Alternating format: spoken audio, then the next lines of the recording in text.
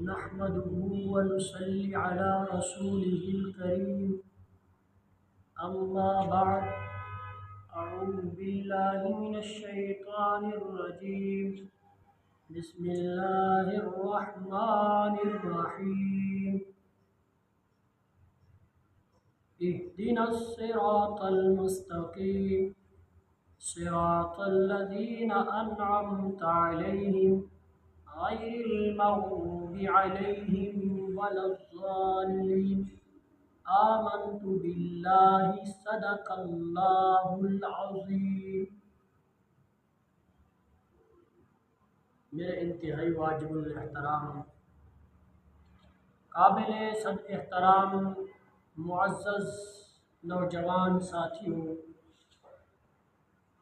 سب سے پہلے جو آیات مبارکہ میں نے آپ حضرات کے سامنے تلاوت کی ہیں، ان کا لفظی ترجمہ سن لیجئے.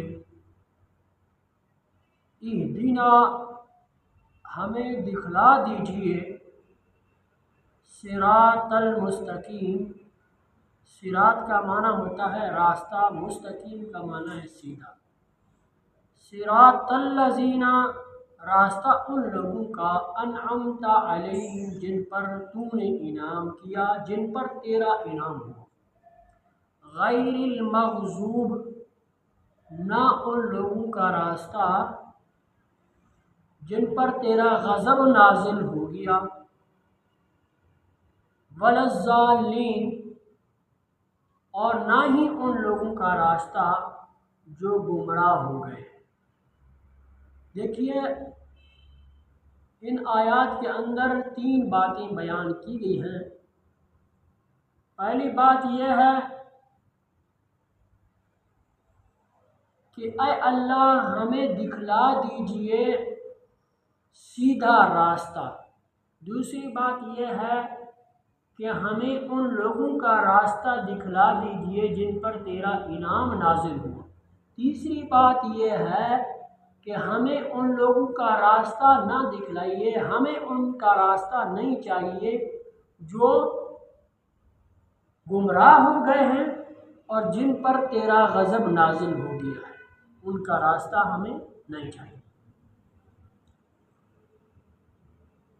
دیکھیے، بندے نے اپنے رب سے اپنا تعلق جوڑنے کے لیے یوں کہا، ایاک نعبد و ایاک نستعین، ہم تیری ہی عبادت کرتے ہیں اور تجھ ہی سے مدد مانگتے ہیں. جب اللہ تعالی سے مانگنے کی بات آتی ہے تو اللہ رب العزت اپنے بندے کی یوں تربیت کرتے ہیں کہ اپنے رب سے سب سے پہلی چیز جو مانگنی چاہیے وہ ہے صراط مستقیم، وہ ہے سیدھا راستہ. تو بندے نے اپنے رب سے یوں دعا کی، اہدنا، ہمیں دکھلا دیجئے صراط المستقیم، سیدھا راستہ.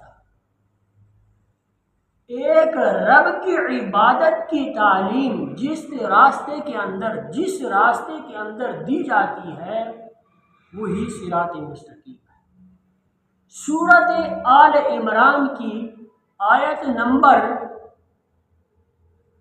51 کے اندر یوں کہا گیا، ان اللہ ربی و ربکم فاعبدوہ، بے شک اللہ ہی میرا اور تمہارا رب ہے، بس تم اسی کی عبادت کرو.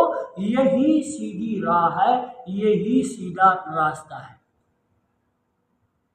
اب صراط مستقیم کا معیار کیا ہے، اس کی وضاحت یوں کی گئی، صراط الذین انعمت علیہم، کہ ہمیں ان لوگوں کا راستہ دکھلائیے جن پر انعمت علیہم، جن پر تیرا انعام نازل ہو گیا.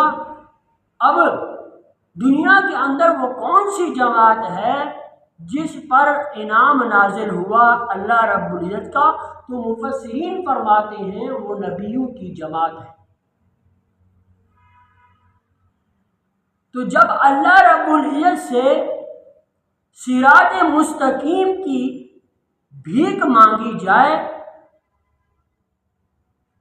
تو تصور کے اندر انبیاء کرام علیہ السلام کی سیرت مبارکہ ہونی چاہیے۔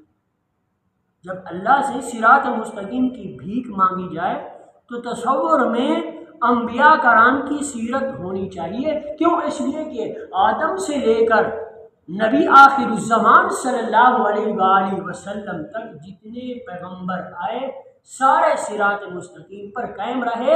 اللہ کا خصوصی انعام سب سے پہلے نبیوں پر اور رسولوں پر ہوتا ہے۔ سورۃ نساء کی آیت نمبر 69 کے اندر یوں کہا گیا فَأُولَٰئِكَ الَّذِينَ أَنْعَمَ اللَّهُ عَلَيْهِم مِّنَ النَّبِيِّينَ وَالصِّدِّيقِينَ وَالشُّهَدَاءِ وَالصَّالِحِينَ۔ غور کریں کہ نعمتوں کی برسات سب سے پہلے نبیوں پر ہوتی ہے۔ تو اللہ رب العزت وہ مبارک راستہ اور امن راستہ ہمیں بھی عنایت فرما دے، ہمیں بھی عطا فرما دے۔ اسی کے ساتھ ان بد نصیب اور بدبخت افراد کا ذکر کیا گیا کہ جو صراط مستقیم سے محروم رہے۔ فرمایا غیر المغضوب علیہم ولا الضالین، ان لوگوں کا راستہ ہمیں نہیں چاہیے جن پر تیرا غضب نازل ہو گیا، اور ان کا راستہ بھی نہیں چاہیے، ان گمراہ لوگوں کا راستہ بھی نہیں چاہیے جو نبیوں کے طریقوں سے، نبیوں کے طور طریقوں سے ہٹ گئے، ان کا راستہ نہیں چاہیے۔ جو لوگ علم رکھنے کے باوجود محض شرارت سے مخالفت کرتے ہیں ان پر اللہ کا غضب اترتا ہے، ان پر اللہ کا غضب نازل ہوتا ہے۔ یہ صفت یہودیوں کی تھی، انہوں نے علم رکھنے کے باوجود عمل چھوڑ دیا۔ نصارہ نے عمل کا ارادہ کیا مگر بے علمی کی وجہ سے عمل کے لیے غلط طریقہ اختیار کیا، راستہ اختیار کیا، تو نبیوں کی اتباع چھوڑ دی، محروم ہو گئے۔ ہم نماز کے اندر بار بار سورۃ فاتحہ پڑھتے ہیں اور ہر بار یہود و نصارہ کے طور طریقوں سے دور رہنے کی دعا کرتے ہیں۔ آیا واقعی یہ دعا ہمارے دل سے نکل رہی ہے؟ یہ سوالیہ نشان ہے، ایک سوالیہ نشان ہے جو ہماری زندگیوں کے طور طریقوں سے یہ سوال کرتا ہے کہ کیا ہم کہیں ہم یہودیوں کے طور طریقوں کی طرف تو نہیں جا رہے، کہیں ہم نے نصارہ کو تو اپنا قبلہ تسلیم نہیں کر لیا۔ ہمیں اپنی زندگیوں کا محاسبہ کرنا چاہیے، ہمیں اپنی شکل و صورت، اپنی رفتار، اپنی گفتار، اپنا لباس، اپنی معاشرت، اپنی تجارت، اپنی معیشت کو نبیوں کے طریقوں کے مطابق رکھنے کی کوشش کرنی چاہیے۔ یہی مطالبہ ہے سورۃ فاتحہ کا ہماری زندگیوں سے۔ سورۃ فاتحہ کو ہر نماز کی ہر رکعت کا وظیفہ بنایا گیا، کیوں؟ تاکہ ہم اپنی زندگیوں کا محاسبہ کرتے رہیں کہ ہم نیکوکاروں میں سے ہیں یا بدکاروں میں سے ہیں۔ اللہ تعالی ہم سب کو عمل کرنے کی توفیق نصیب فرمائے۔